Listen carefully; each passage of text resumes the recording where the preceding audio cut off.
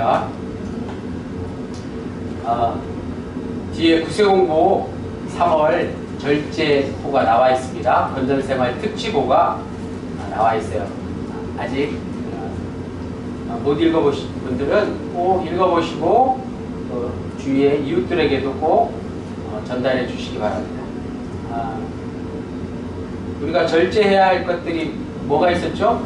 많이 나왔는데 저는 우리 아이들과 바로 미디어 절제, 스마트폰 절제를 이번 사순절에 꼭 실천했으면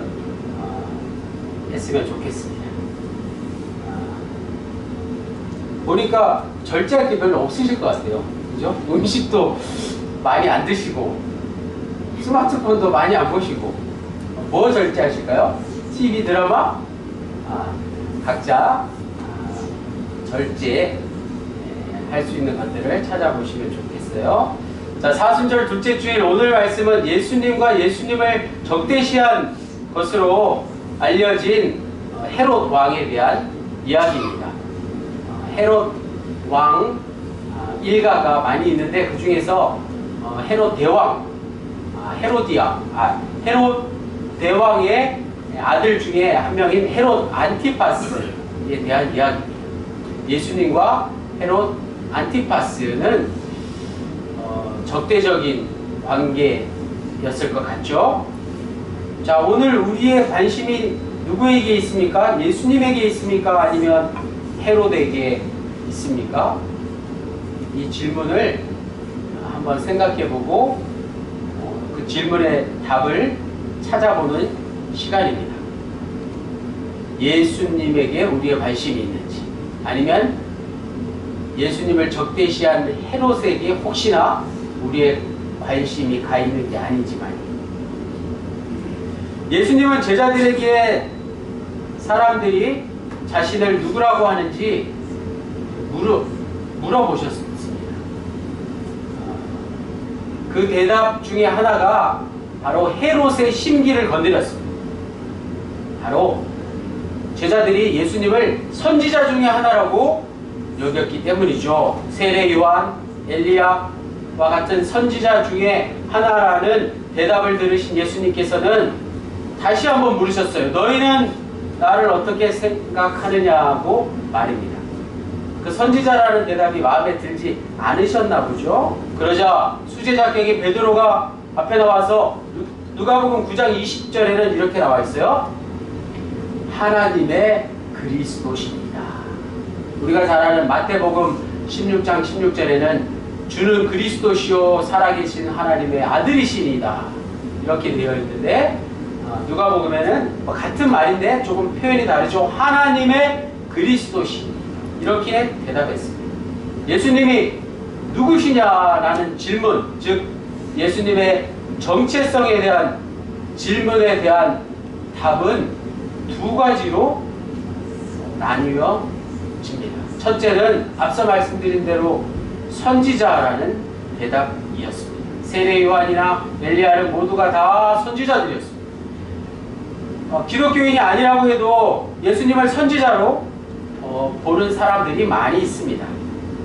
유대교는 지금도 예수님을 그리스도라고 하지 않고 선지자 중에 하나라고 여깁니다. 이슬람교도 마찬가지죠. 선지자의 역할은 하나님께 받은 그 영감으로, 하나님께 받은 말씀으로 왕에게 바른 말을 하는 그런 역할이 있습니다. 신탁이라고도 하죠. 하나님의 말씀을 받아서 왕이나 백성들에게 선포하는 사명이 선지자의 일이었습니다. 그러니 좋은 소리를 들었을까요? 많은 선지자들이 왕에게 죽임을 당했죠. 세례 요한과 엘리야 그리고 이사야와 예레미야 등 성서에 나오는 모든 선지자들은 그들만의 고유한 영적 경험을 통해서 하나님의 말씀을 들었습니다.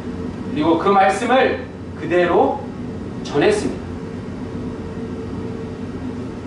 개인과 사회의 도덕적인 개혁을 주도했습니다.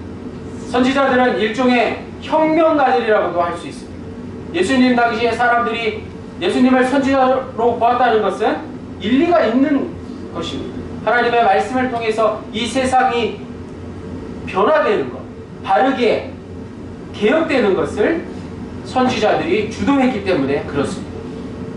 당연히 예수님을 적대시한 헤롯 왕은 이런 선지자들을 불편하게 생각했을 뿐만 아니라 세례 요한을 죽이기까지 했죠. 왜냐하면 선지자들로 인해서 왕권이 심하게 흔들렸기 때문입니다. 왕으로서 그걸 용납할 수 없었던 것이죠. 구약에서 선지자들과 왕들은 항상 긴장 관계에 있었습니다. 같은 종교적 기능을 감당했던 제사장들과는 입장이 조금 달랐습니다. 제사장들은 보수적이어서 왕정 체제의 안정에 기여했다면, 그저 하나님께 제사 드리는 일에만 집중했다면, 선지자들은 계속해서 왕과 투쟁했다는 게 선지자들과 제사장들의 차이입니다. 선지자들은 끊임없이 왕의 절대 권력에 도전했습니다. 왕이 잘못하는 일을 가만히 보고 있을 수만 없었던 것이죠. 선지자들 덕분에 고대 이스라엘의 왕정이 그나마 유지될 수 있었던 것입니다. 그런 의미에서 예수님은 분명히 선지자 전통에 서 있는 분이십니다. 예수님이 그러지 않으셨다면 사람들이 예수님을 세례 요한이라고, 세례 요한이 다시 태어난 것이라고 생각하지 않았을 것입니다. 헤롯이 아무리 백성들의 그런 여론에 민감한 사람이라고 하더라도 예수님을 제거하려고까지 생각하지는 않았을 것입니다. 예수님이 십자가에 처형당했다는 사실이 바로 그것을 증거합니다. 헤롯은 예수님을 로마 총독 빌라도에게 넘겨 결국에는 십자가 사형 선고를 받게 한 사람입니다. 십자가 처형은 정치적인 제도였는데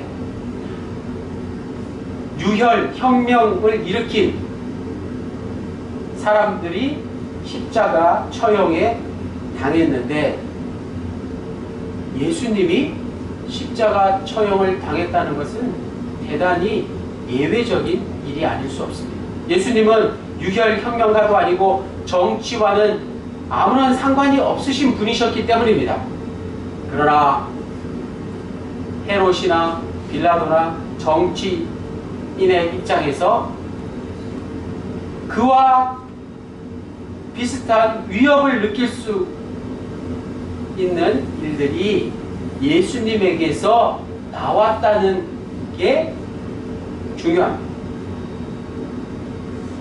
정치인들이 이해할 수 없는 무언가 세상을 변혁시키려는 강력한 힘이 예수님에게서 나왔다는 것이 그것을 의미합니다. 예수님이 선포한 하나님의 나라가 혁명보다 더 강한 것이었다는 뜻입니다. 이런 의미에서 예수님은 선지자 그 이상이 되시는 분이 분명합니다. 예수님의 정체성에 대해서 두 번째 대답은 베드로의 입을 통해서 나온 하나님의 그리스도라는 사실입니다. 예수님은 바로 그리스도셨다는 사실입니다. 예수님의 이름이 예수 그리스도가 된 이유가 바로 이것입니다. 이 대답을 들으신 예수님은 이 말을 다른 사람들에게 알리지 말라고 당부하셨습니다. 왜냐하면 예수님이 그리스도라는 사실을 아직은 다른 사람들이, 백성들이 무슨 말인지 알아듣지 못하기 때문이었습니다. 십자가에 처형당한 사람을 그리스도로 믿는다는 게 잘 이해되지 않기 때문이죠. 구약의 율법에 나오는 나무에 매달려 저주를 받은 이가 어떻게 승리자가 될 수 있을 것인지 아무도 이해할 수 없었습니다. 우리가 만약에 2000년 전으로 돌아가서 유대인으로 살았다고 해도 예수님을 믿지 못했을 것입니다. 지금 예수님을 그리스도라고 말하는 베드로조차도 자신이 하는 말이 무슨 뜻인지 제대로 알고 한 게 아닙니다. 베드로의 그 유명한 신앙 고백은 기억을 더듬어서 복음서 기자에 의해서 쓰여진 것이지.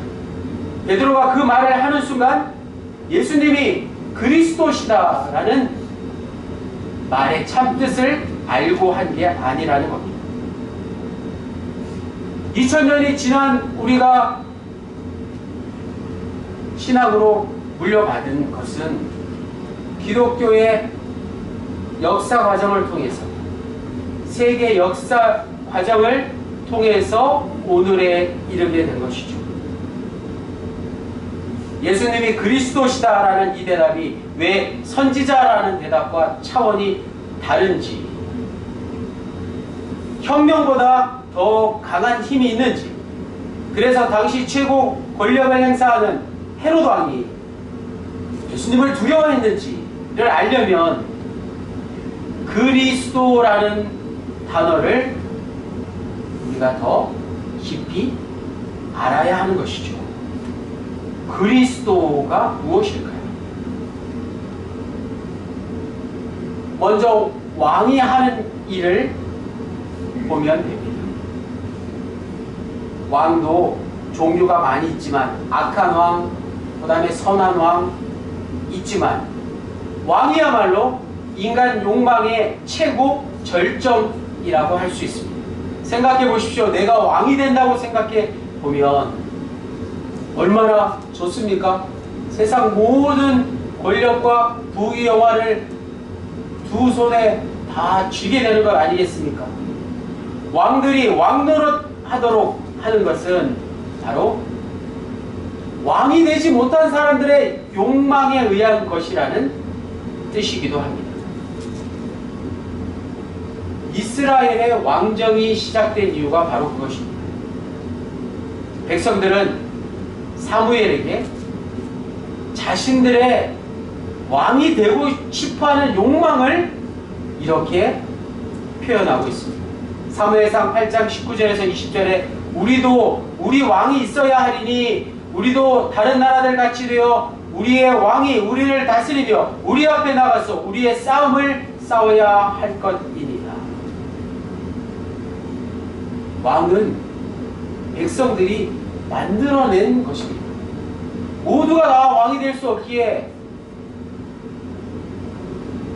한 사람을 왕으로 만들어서 왕의 권력을, 왕이 되고 싶어하는 자신의 욕망을 대신 실현해 보고자 한 것이었습니다.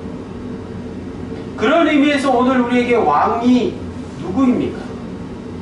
그리스도가 누구십니까? 현대 민주주의 사회에서 대통령이 왕 같은 존재 아니겠습니까? 사실 왕보다, 대통령보다 대기업의 회장이 왕에 더 가깝다고 할 수 있습니다. 왜냐하면 우리가 사는 이 자본주의 사회가 원하는 왕 같은 존재가 돈이 가장 많은 사람 아니겠습니까? 우리 모두는 경제 발전을 최고의 가치로 여깁니다. 그걸 대신해 줄 사람을 왕으로 모시려는 생각이 있습니다. 그래서 우리나라 역사를 볼 때 아무리 독재자라고 해도 경제 발전을 이루면 용납이 되는 상황입니다. 우리 대한민국에서 재벌이 돈이 아무리 많다고 해도 뭐라 할 사람이 없습니다. 경제만 발전시키면 다 이해됩니다. 재벌의 부도덕성에 대해서, 비리에 대해서 말하면 오히려 그 사람이 어려운 처지에 이르게 됩니다. 월급을 많이 주면 노조도 없습니다. 또 가장 중요한 문제, 재벌이 망하면 우리나라가 망하는 것처럼 생각합니다. 바로 재벌을 통해서 우리의 욕망을 대신하고 있다는 사실. 그런 의미에서 재벌과 같이 경제적인 그런 부를 최고로 여기는 이 시대에서 그리스도는 돈이 가장 많은 사람이 될 수 있습니다. 우리가 돈을 그리스도처럼 여기며 살고 있지는 않습니다. 예수님이 그리스도라는 초기 기독교의 이 고백은 왕을 신처럼 여기는 이들에 대한 거부라고 할 수 있습니다. 더 나아가서 오늘날 우리 기독교는 물질적인 욕망에 대한 거부를 예수를 그리스도로 고백하는 데 있습니다. 초대교회는 로마 황제에게만 붙이는 큐리오스, 주라는 호칭을 예수님에게 붙였습니다. 구원은 로마 황제에게서 나오는 것이 아니라 예수 그리스도에게서 나온다고 고백한 것입니다. 이게 바로 선지자 전통과 예수님을 그리스도로 고백하는 것의 근본적인 차이입니다. 선지자들은 기존 체제를 인정하고 변화를 요구합니다. 그러나 오늘 우리나라가 이만큼 발전해서 경제 발전을 이루고 민주화를 이루고 사회 복지가 이렇게 좋아졌지만 거기까지일 수 있다는 것이죠. 오늘 우리는 반복해서 왕 같은 것을 떠받들며 살아갑니다. 하지만 초대교회는 이런 세계관을 근본적으로 거부했던 것입니다. 그게 바로 예수님이 그리스도시다라는 고백입니다. 예수님이 그리스도시다라는 신앙을 잘못 여기면 결국 이 세상에서 살아가는 것은 고난이고 별 의미가 없고 이후에 천국에 가는 데만 관심을 두면 된다라고 잘못 생각할 수 있습니다. 세상은 다 악하고 망할 거니까 예수님의 재림만을 바라보며 산다고 생각하는 것이죠. 그런 식으로 세상과 등지고 살던 이들이 있었습니다. 그러나 예수님을 그리스도로 믿는다는 것은 그런 것과는 근본적으로 다릅니다. 현실을 거부하는 것이 아니라 현실을 근본적으로 새롭게 보는 것입니다.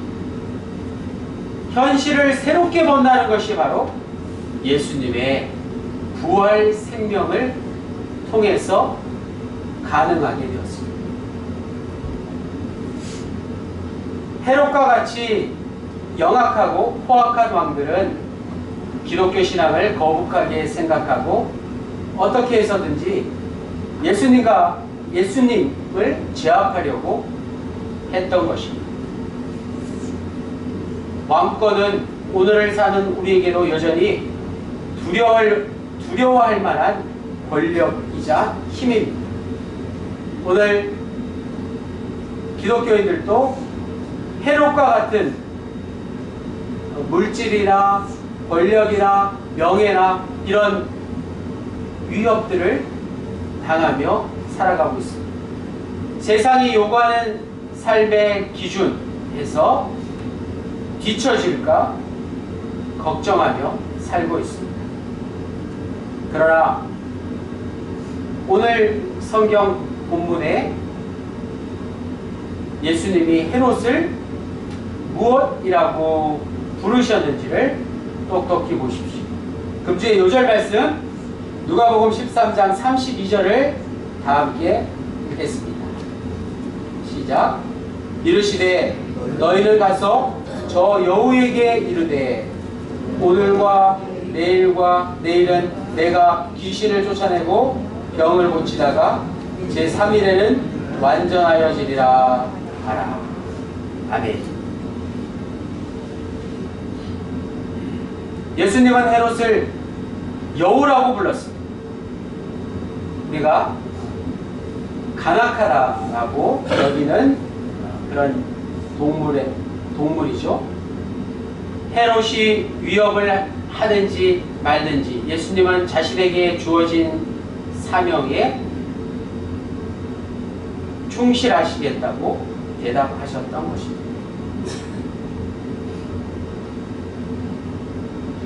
기독교 역사에서 빼놓을 수 없는 성인 아우구스티누스가 있습니다. 서기 354년에서 430년까지 생을 살았습니다. 성 어거스틴이라고 불리죠. 성인 어거스틴, 아우구스티누스 같은 사람이에요. 영미권에서는 어거스틴이라고 고백론과 하나님의 도성이라는 유명한 기독교의 고전이 되는 그런 책을 남겼습니다. 아우구스티누스는 젊은 시절 이단 종교에 빠져서 아주 사생활을 낳는 그런 문란한 삶을 살기도 했지만 어머니의 기도 덕분에 회심하여서 인류 역사상 가장 위대한 기독교 사상가로 기독교의 성인으로 추앙받고 있습니다. 아우구스티누스가 이런 말을 했어요. 악은 선의 결핍이다 라고 말했습니다. 오늘 우리가 예수님과 헤롯에 대해서 말씀을 나눴는데 우리는 사실 예수님보다 헤롯에 더 관심이 많을 때가 있습니다. 세상 모든 부귀영화를 누리며 세상 모든 권력을 누리며 세상에서 뒤처지지 않는 그런 사람들이 되려고 하지 않습니까? 그러나 헤롯은 예수님을 죽이려고 했던 사람이죠.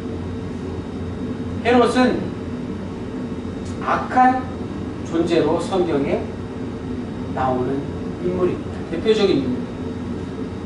그래서 우리는 신앙을 가지면 가질수록 헤롯이라는 인물을 미워하기도 하고 두려워할 수 있다는 거죠. 오늘 우리가 사는 이 세상이 헤롯 왕과 같은 우상을 섬기며 그리고 악한 세상 가운데 우리가 얼마나 두려움을 느끼며 살고 있습니까? 그러나 걱정하지 마십시오. 헤롯의 위협을 두려워하지 마십시오. 헤롯을 통해서 내 욕망을 실현하겠다는 생각을 내려놓으십시오. 왜냐? 아우구스티누스의 말처럼 악은 선에서 나올 수 없기 때문입니다. 악이라는 존재는 원래 없던 건데 선의 결핍으로 나온 것이라는 말씀입니다. 이 말씀이 얼마나 큰 위로가 되는지 몰라요. 우리가 악한 사람을 보면 겁이 나잖아요. 그리고 악을 보면 두렵고 떨리지 않습니까? 두려워하지 마십시오. 악은 선의 결핍일 뿐 두려워할 대상이 아니라는 사실입니다. 우리가 바라보아야 할 것은 악의 존재가 아니라 선의 존재인 것입니다. 우리 마음속에 선한 마음이 많아지면 악은 자연스럽게 사라지고 마는 것입니다. 예수님만이 참된 그리스도이시기 때문에 그렇습니다. 예수님의 뒤를 따르면 악은 자연스럽게 사라지게 되는 것입니다. 그로 인해서 때론 고난도 당하겠지만 사순절의 끝에 맞이하는 부활절이 우리를 기다리고 있듯이 우리 모두는 부활 생명에 이르게 될 것입니다. 사랑하는 도감영문의 군원님들,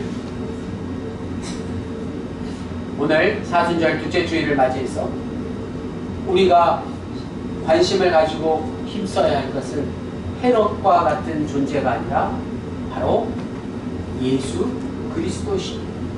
예수님만이 우리의 구원자시기 때문에 그렇습니다. 예수님의 말씀에 귀를 기울이십시오.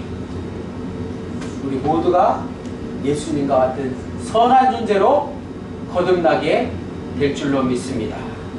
예수 그리스도의 부활 생명에 우리 모두 동참하는 그런 사순절이 되시기를 주님의 이름으로 간절히 축원합니다. 기도드리시겠습니다.